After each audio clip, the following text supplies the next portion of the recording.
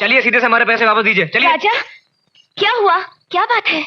ये बुड्ढा मेरे बीच में बहुत बोलता है। तो बाबा लोग, आज अपन बात करने वाले हैं ऐसी पिक्चरों के बारे में जो कि आमिर खान की हैं और वो थोड़ी बहुत टॉक्सिक हैं। तो जरूरी नहीं है कि सारी पिक्चरों में यहाँ पे अपना बंदा मतलब कि आमिर खान ही टॉक्सिक हो। क्या पता उसकी माँ टॉक्सिक हो, क्या पता उसके आसपास के लोग टॉक्सिक हो, क्या पता पिक्चर ही टॉक्सिक हो, और क्या पता आमिर खान खुद ही एक टॉक्सिक कैरेक्टर प्ले कर रहा हो। अच्छा, हमको सिखा रिया है। तो शुरू करते हैं बिना ज्यादा किसी चैचे पैपे के। और यार सब्सक्राइब वगैरह करने का मूड हो तो कर सकते हो श्रद्धा अनुसार, वरना तो मर्जी है भैया। और तो तुम्हें पता ही है कि अनशेंट सजेशंस के लिए मेरा और रोस्टेड दोनों का इंस्टाग्राम का प्रोफाइल नेम तुम लोगों की स्क्रीन रेंज पर है। तो चलिए शुरू करते हैं। जब मैं थैंक यू बोलूंगी तो तुम्हें कहना चाहिए यू वेलकम। क्या मैम साहब? You welcome. क्या? पहले बोलो यू गो। अब भाई देखो, यहाँ पे बंदी की स्टेप मॉम और उसका भाई, ऊपर से ये बोझ स्टेप मॉम के भाई का बेटा, सब टॉक्सिक थे। झूठी एक्टिंग करने में माहिर तो हो ही तुम। वो भी एक टैक्सी ड्राइवर। जीजा जी के मरने के बाद सारी की सारी जायदाद आरती के नाम हो जाएगी। तुम्हारी औकात क्या है? चलो माना ये स्टोरी अच्छी थी, बंदा बंदी बहुत प्यार करते थे आपस में एक दूसरे से, ओके यहाँ तक तो सब बढ़िया था। पर कुछ छोटी छोटी हरकतें हैं जो टॉक्सिक थी यहाँ पे राजा की। सबसे पहले तो बंदा बंदी मिलते हैं, दोनों को प्यार हो जाता है, पर यार यहाँ पे जो राजा होता है ना, उसके हिसाब से बंदी उसकी प्रॉपर्टी होती है। ठीक है, क्योंकि कौन लड़का अपनी बंदी को प्रॉपर्टी नहीं मानता। बंदी छोड़ो भाई, उस बंदी को भी वो प्रॉपर्टी मानते कि भाई जिनको वो पसंद करते हैं। पर बंदी ने आज तक बोला नहीं होता कि हम पसंद करते हैं तुझे, उल्टा। पर नहीं भाई, बंदा अपनी प्रॉपर्टी मानता है उस बंदी को भी। कुछ भी बंदा होता है full power angry young man इस पिक्चर में। पागल हो गई तुम? अरे मेहनत की कमाई है, हम भी टैक्सी चलाते हैं। तो कौन सा तीर मारा? कभी भी अपने बाप से कोई भी तोहफा या कोई भी मदद कभी कबूल मत करना, समझी? और यार पता नहीं ये बंदी में भी क्या भाई, मतलब ऐसे खुद की कोई इज्जत नहीं है क्या भाई? यार क्या है ये बंदी? बंदा जब मर्जी आके इस पे चिल्ला के निकल जाता है, ये चुपचाप सुन के रोने लग जाती है कोनों में पर्दे पकड़ पकड़ के। बंदा देखो शुरू में तो काफी ओवर प्रोटेक्टिव होता है और शुरू में तो बंदी को भी मजे आ रहे होते हैं भाई की, ओ वाओ, बंदा मुझे अटेंशन दे रहा है। पर बाद में जब बंदी के घर वाले बंदे को पसंद नहीं करते। टैक्सी ड्राइवर हमारे इतने बड़े घर का दामाद बनकर आया है। You bit. आरती बेटी शर्मिंदा हो रही होगी क्योंकि राजा के पास अच्छे कपड़े नहीं है पहनने के लिए। तो बंदे की भी झाड़ फायर हो जाती है तुरंत, और सारा गुस्सा ये आके निकालता है किस पर? बंदी पर। तुम भी तो शर्मिंदा हो हमसे। मैं नहीं हो? झूठी, मक्कार, धोखेबाज। मजा नहीं आया ना?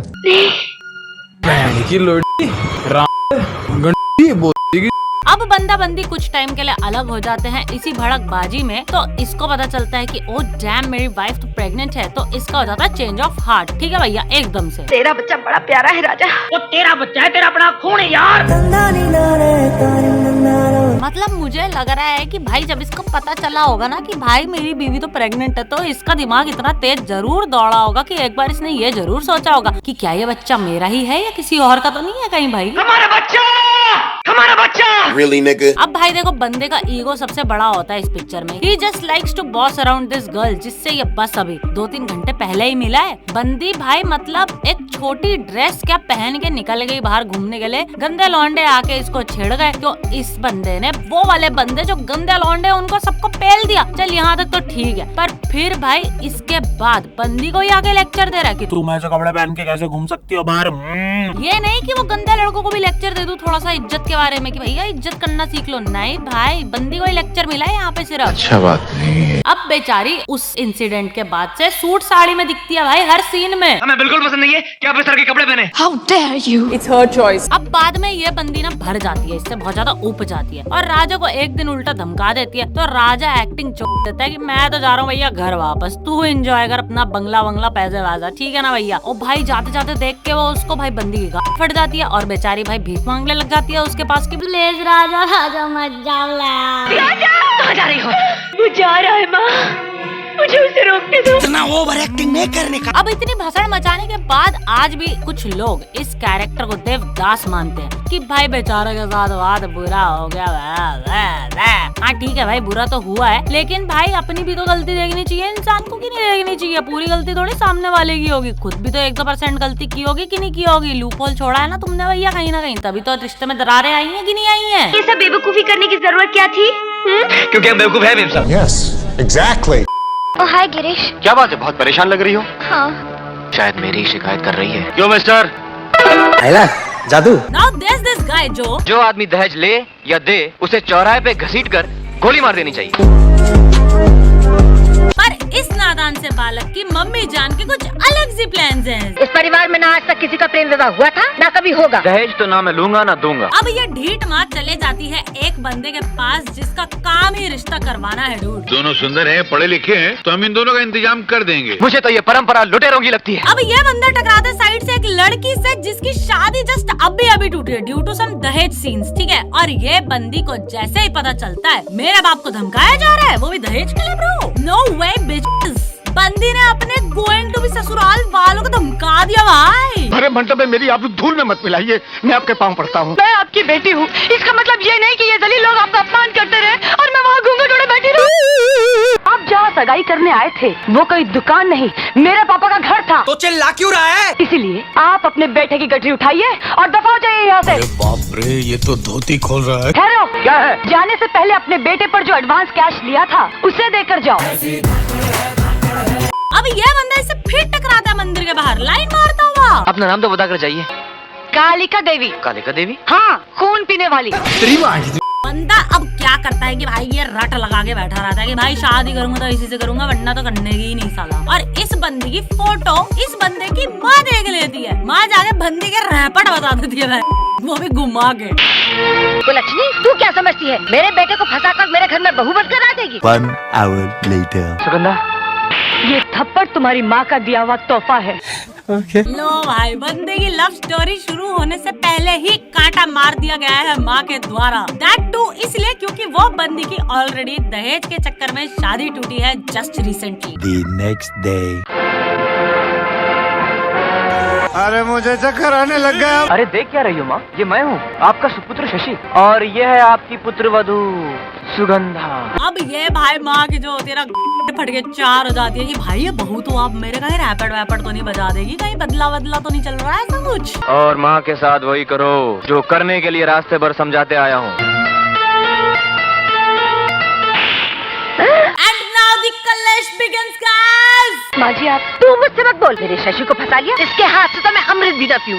ये लो चाबी, संभालो अपना घर, आज से मैं तुम्हारे लिए मर गई और तुम मेरे लिए। और भाई फिर ये बुढ़िया मरने की धमकी देके कमरा लॉक कर लेती है, बाहर सबकी गाड़ी फट जाती है। भाई बुढ़िया कहीं स्टंट तो नहीं कर रही अंदर? अगर 30 दिन के अंदर अंदर रबर के हाथ पीले नहीं किए तो किसी अंधे काने लगड़े लूले से मैं उसको ब्याह दूं। अरे तू कैसी माँ है? शर्म करो, भगवान से डरो। वैसे देखा जाए तो ये बुढ़िया ना वैसे चंट तो बहुत है भाई, इसको अपने बच्चों से तक कोई खास लगाव ही नहीं है भाई। सिर्फ 46 साल का है, फिर भी दहेज नहीं मांग रहा क्योंकि पहली बीवी मर गई। हाँ? लेकिन औलाद कोई नहीं है। Oh, really? अब ये अपनी बहना की शादी उसकी पसंद के लौंडे से करवा तो देता है, शादी में उससे बड़े बड़े तोपचों को बुला के, ताकि ससुराल वाले उनके सामने दहेज की बात ही नहीं करेंगे। हम दहेज के विरोधी हैं, हम जनता के नेता हैं। सबके सब चोर हैं साले। 2.5 लाख रुपए लेकर हमारे घर आइए और साथ में अपनी बहन को भी ले आइए। अब ये बहन की जो सास होती है वो करती है इस पे जुलूम। रसोई में जाकर काम पर लग जा, अब देखती हूँ तुम दोनों कैसे मिलते हो। तहरी, कितनी बार बुलाया तुझे, सुनती नहीं? इतना ही नहीं भाई, अपने बेटे का ट्रांसफर करा दिया डूड इस बंदे ने। जब पता चला कि बंदी प्रेग्नेंट है, उसका जबरदस्ती अबॉर्शन करा रहे भाग भाग के खेतों में। देखो, जब हो नहीं पाया तो उसे प्रेगनेंसी में भी काम करवा रहे हैं। वाह! तुम सब कुछ मुझ पर छोड़ दो, उस जन्मजली को मैं जिंदा ही नहीं छोड़ूंगा।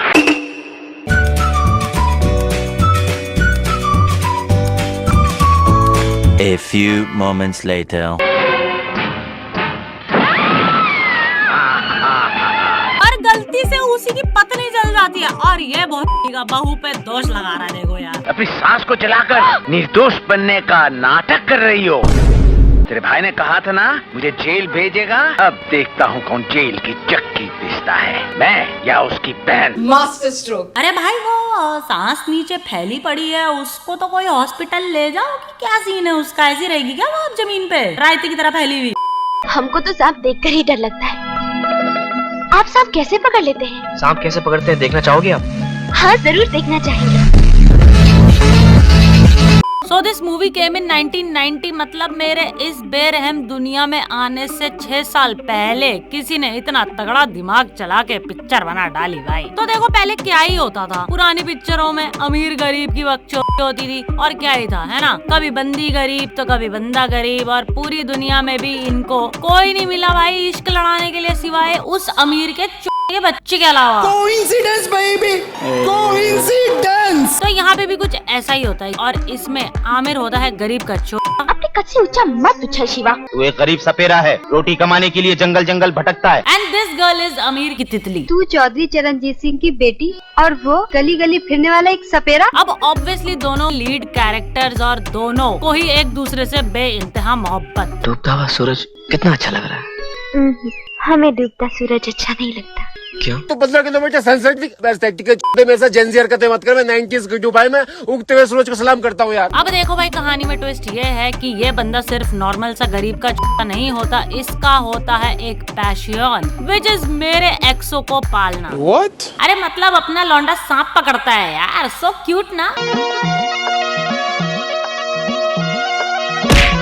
और ऐसे ही दोनों एक दिन घर के बाजू वाले पार्क में बैठ के जॉइंट बना रहे होते हैं और अमीर की तितली को उसके 500 किलोमीटर तक लंबे परिवार के एक अंकल ने ठस्से में जॉइंट का मोटा बम्बेरी कश्शा मारते हुए देख लिया होता है। और अब क्या ही करेगा वो बंदा। अमीर की तितली के एक्स्ट्रा अमीर तितले बाप के आगे इस चुगलखोर बुढ़ाओ को तो भाई नंबर बनाने होते हैं। आपने जाके चुगली लगा दी और क्या करेगा। अरे बाबूजी सुनिए सुनिए, क्या है? आपकी बेटी उस सपेरे के साथ पार्क में बैठ के काला खट्टा गांजा फूक रही है। तो अब एक्स्ट्रा अमीर तितले बाबूजी की फायर हो जाती है कि ऐसे कैसे भाई, मेरी तितली बेटी 100 रुपए वाला गांजा काला खट्टा कैसे फूक सकती है भाई। मैं तो उसको हर हफ्ते 2 करोड़ रुपए देता हूँ ताकि वो एकदम हरा भरा शिलोंग स्कोर कर सके। पर ये 2 पैसे का सपेरा आके गांजे के पूरे तबले बजा गया। कहाँ से आ रही हो? बाहर से। किसके साथ थी?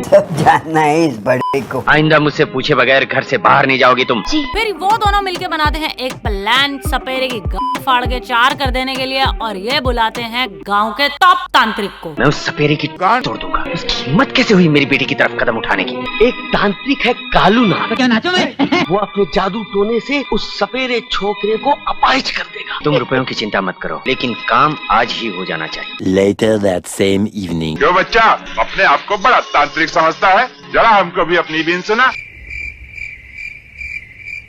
गजब बेइज्जती है। अब इसमें देखो टॉक्सिक ये 2 बच्चे प्यार करने वाले कैरेक्टर्स नहीं है यहाँ पे, ठीक है। इधर तो साला टॉक्सिलता इस अमीर तितली का बाप फैला रहा है भाई। यहाँ पे अलग ही चालबाजी, षड्यंत्र वड्यंत्र, प्लानिंग प्लॉटिंग चल रही है। अब बताओ, दोनों को फिर से जॉइंट फूकते हुए देख लेता है एक दिन पार्क में। पिताजी को हमारे प्यार के बारे में पता चल गया है। घर से बाहर निकलने के लिए पाबंदी लगा दी हम।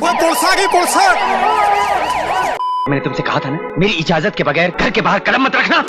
और अपनी बेटी को पार्क से उठा के ड्राइंग रूम पे लाके पटक देता है। इतनी रात गए, कहाँ से लाए हो इसे? कहाँ गई थी ये? तो देखो बाबा लोग, इस वीडियो से अपन ने क्या सीखा? मुझे तो समझ नहीं आया कि क्या सीखा।